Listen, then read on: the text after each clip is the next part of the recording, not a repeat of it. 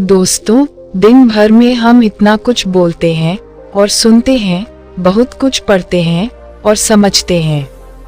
सुनना और समझना हमारे जिंदगी का बड़ा ही अहम हिस्सा है। अलग अलग लोगों की सुनने की क्षमता अलग अलग होती है। कोई बात को सिर्फ सुनता है तो कोई गहराई से सुनता या समझता है। आज की कहानी इसी क्षमता पर आधारित है। यह कहानी आपको जीवन में अपने कार्य क्षेत्र में लीडर बनने में प्रोत्साहित करेगी।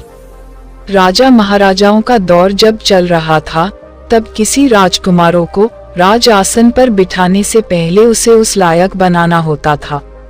उस दौर में बड़ी बड़ी मैनेजमेंट स्कूल या कोई डिप्लोमा कॉलेज तो होता नहीं था, जहां जाकर वे यह सब चीजें सीख पाते। उस दौर में अनुभवी गुरुओं द्वारा राजकुमारों को वह शिक्षा दी जाती थी जो उनको अपने भविष्य में काफी जरूरी और महत्वपूर्ण साबित होती थी। चाइना के एक राजा को जब अपने पुत्र को राज सिंहासन पर बिठाने की सूझी, तब उसने राजकुमार को उसके लायक बनने के लिए एक जैन मास्टर के पास भेज दिया।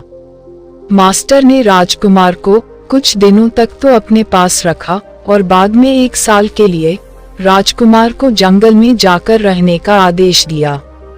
राजकुमार मास्टर के आदेश अनुसार जंगल में रहने के लिए चला गया। अपने राज्य में ऐशो आराम की जिंदगी जी रहा राजकुमार शुरू के कुछ महीने बड़ी तकलीफ में जंगल में रहा। बाद में उसे धीरे धीरे उस जंगल की आदत हो गई। वो सहजता से उस जंगल में रहने लगा और जंगल में होने वाली छोटी मोटी घटनाओं का अवलोकन करने लगा। देखते ही देखते 1 वर्ष बीत गया और राजकुमार वापस अपने मास्टर के पास लौट आया। मास्टर ने राजकुमार के लौटने के बाद उससे सबसे पहले एक सवाल किया कि मुझे बताओ, तुमने जंगल में क्या क्या सुना? राजकुमार बोला, मैंने वहां झरने की कलकल, भंवरों का गुंजन, पत्तों की सरसराहट, बादलों की गड़गड़ाहट, झिंगुरों का शोर सुना। राजकुमार इतने पर ही नहीं रुका और उसने हर उस आवाज के बारे में जैन मास्टर को बताया जिसे उसने जंगल में सुनी थी। जैन मास्टर ने राजकुमार से पूछा, और क्या क्या सुना तुमने? राजकुमार बोला, मास्टर, मैंने आपको उन सभी आवाजों के बारे में बता दिया जो मैंने सुनी थी। मास्टर ने राजकुमार से कहा, ठीक है, तुम दोबारा उसी जंगल में जाओ और वहां से तभी वापस लौट कर आना जब तुम्हें पहले सुनी आवाजों के अलावा कुछ नई आवाजें सुनाई दे।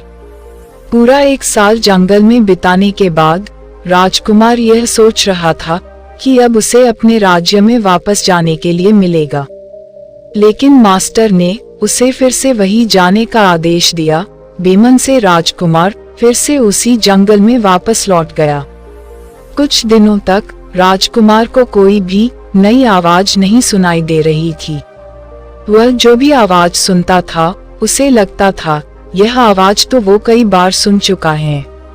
फिर राजकुमार ज्यादा ध्यान देकर और पूरी तरह समर्पण से अपने आसपास की हर आवाज पर गौर करने लगा। धीरे धीरे राजकुमार को ऐसी ऐसी आवाजें सुनाई देने लगी जो उसने पहले जिंदगी में कभी भी नहीं सुनी थी। कुछ दिनों तक उन सभी आवाजों का अभ्यास करने के बाद राजकुमार अपने मास्टर के पास लौट आया।